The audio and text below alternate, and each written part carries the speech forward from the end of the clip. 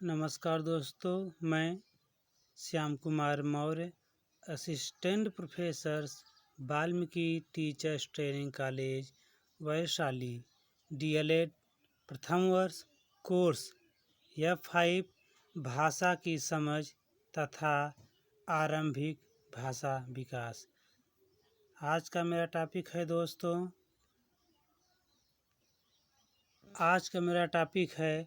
भाषा के आधारभूत कौशल सुनना, बोलना, पढ़ना तथा लिखना का विकास। मेरे दोस्तों, भाषा कौशल हमारे व्यक्तित्व को प्रभावशाली बनाता है, जो हमें दूसरे व्यक्तियों से भिन्न बनाती है। इसके द्वारा हम एक साधारण से विचार को भी उत्तम व्यक्ति शब्दावली यहाँ सही दिशा में प्रवाह के इस्तेमाल से बहुत प्रभावशाली हो जाता है। यदि कोई साधारण वाक्य हो और उसी वाक्य को दो भिन्न भिन्न व्यक्ति बोले, एक साधारण व्यक्ति और एक भाषा कौशल से युक्त व्यक्ति, तो दोनों व्यक्ति के वाक्य में अंतर होगा, क्योंकि प्रभावशाली व्यक्ति अपने वाक्यों को शुद्ध तथा शब्दों के उतार चढ़ाव के साथ बोलता है, जिससे वाक्य प्रभावशाली बन सके। ठीक है दोस्तों, मान लीजिए कि कोई वाक्य है और उसी वाक्य को दो प्रभावशाली, एक प्रभावशाली व्यक्ति है, एक प्रभावशाली व्यक्ति नहीं है। यदि दोनों को बोलने के लिए कहा जाए तो जो प्रभावशाली व्यक्ति है उस शब्द के प्रभाव को अच्छी तरह से बोलेगा और उसका प्रभाव भी अच्छा पड़ेगा। ठीक है, यही है प्रभावशाली भाषा का प्रभाव।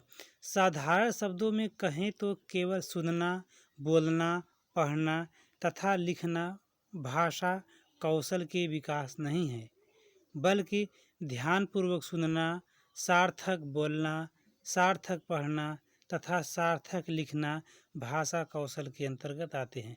जैसे हम कहें कि आप लोग कहते हैं सुनना, बोलना, पढ़ना तथा लिखना, ये भाषा कौशल के तो उदाहरण हैं, लेकिन भाषा कौशल में मुख्य रूप से ध्यानपूर्वक सुनना, सार्थक बोलना, सार्थक पढ़ना तथा सार्थक लिखना। ये नहीं कि कोई कुछ कहे और आप कुछ सुने। बोलना का भी यही सेंस है कि जो भी बोले स्पष्ट बोले। पढ़ने पर भी यही नियम लागू होता है कि जो भी आप पढ़ें सही पढ़ें, और यही लिखने में भी सहायता करता है। ठीक है, ये हुआ कौशल का सार्थक प्रयोग। अब आते हैं भाषा शिक्षण के उद्देश्य। भाषा शिक्षण के दो उद्देश्य हैं दोस्तों, ग्रहण और उद्देश्य अभिव्यक्ति हैं। भाषा में नए शब्दों का प्रयोग क्या उद्देश्य है, इसकी ग्रह क्षमता भी क्या है। ठीक है दोस्तों, तो भाषा कौशल के दो उद्देश्य हैं, पहला है ग्रहण और दूसरा है अभिव्यक्ति। भाषा कौशल सुनना का अर्थ है सुनकर अर्थ ग्रहण करना, इसको हम लोग ग्रहणात्मक कौशल कहते हैं। दूसरा है बोलना, इसको कहते हैं बोलकर विचार प्रकट करना। जैसे जब हम कुछ अपना बोलेंगे तभी हम अपना विचार प्रकट करेंगे, इसको भी कहते हैं अभिव्यक्तात्मक कौशल। किसी बात को बोलकर अभिव्यक्त किया जाता है, उसे अभिव्यक्तात्मक कौशल कहते हैं। पढ़ना, पढ़कर अर्थ ग्रहण करना। जब हम किसी चीज़ को पढ़ते हो, हिंदी हो, संस्कृत हो, कोई भी चीज़ हो, तो उसका अर्थ निकालते हैं, मतलब क्या कहते हैं, ग्रहणात्मक कौशल। चौथा है लिखना। लिखने का अर्थ क्या होता है कि जब हम कोई चीज़ लिखते हैं तो अपना विचार प्रकट करते हैं कि यह टॉपिक है, इससे रिलेटेड है, तो उससे क्या करेंगे, यह मेरी अभिव्यक्ति है।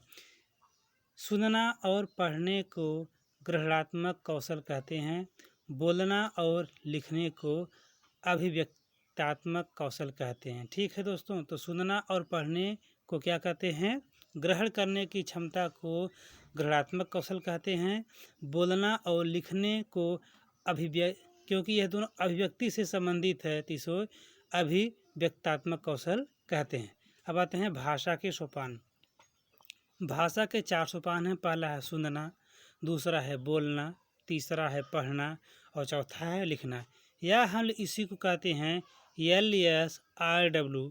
ठीक है, यस माने लिसन, यस माने स्पीक, आर माने रीडिंग, W माने राइटिंग। शॉर्टकट में याद करने के लिए हम लोग इसको क्या बोलते हैं? सुबोपली कहते हैं। सुबोपली कैसे होगा? सुनना, बोलना, पढ़ना तथा लिखने का हम प्रथम अक्षर ले करके एक शब्द बन जाता है जिसका अर्थ है सुबोपली। बुद्धि के लिए इनपुट का कार्य है सुनना और पढ़ना। ठीक है, तो बुद्धि के लिए इनपुट का कार्य है। बुद्धि के लिए आउटपुट का कार्य है लिखना और बोलना। ये बुद्धि के लिए आउटपुट का कार्य करते हैं।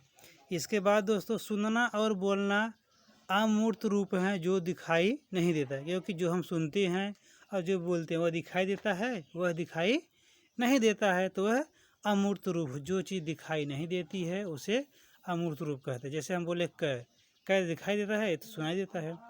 उसी तरह पढ़ना और लिखना मूर्त रूप है जो दिखाई, क्योंकि हम जो पढ़ते हैं, ठीक है, वह लिखा रहता है। कुछ ही पढ़ें राम श्याम मोहन, वह क्या, वो दिखाई देता है। ये लिखना का मतलब जो हम लिखते हैं वह कोई लिपि का ही प्रयोग करते हैं, वह भी अक्षरों का संकेतों का प्रयोग होता है, तो उसे हम क्या कहते हैं? लिखना कहते हैं दोस्तों। अब आते हैं सुनना, बोलना या भाषण देना, पठन या लिखना। ठीक है, तो सुनना और बोलना या भाषण को इसमें ध्वनि का कार्य होता है, इसलिए ध्वनि विज्ञान से संबंधित है। सुनना और बोलना ध्वनि विज्ञान से संबंधित है। पठन और लेखन जो है लिपि विज्ञान से संबंधित है। ठीक है दोस्तों, तो दोस्तों भाषा के चारों कौशल सुनना, बोलना, पढ़ना तथा लिखना का महत्व या मूल्यांकन एक सतत चलने वाली प्रक्रिया है। व्यक्ति का मूल्यांकन हमेशा होता है, चाहे वह खेल के मैदान में हो या पढ़ाई में हो, घर में हो, समाज में हो, हर जगह मूल्यांकन उसका होता रहता है। जैसे परिवार में है तो उसका परिवार में मूल्यांकन होगा कि वह व्यक्ति कैसा है, अच्छा है, बुरा है, इस तरह से मूल्यांकन किया जाता है। विद्यालय में पढ़ाई में क्षेत्र में है तो कैसा है, कमज़ोर है, तेज है, तो उस तरह वहाँ पर मूल्यांकन होता है। ठीक है, खेल का मैदान है तो वहाँ पर अच्छा खेलता है कि बुरा खेलता है, इस तरह से उसका प्रभाव पड़ता है। तो मूल्यांकन हर जगह होता है।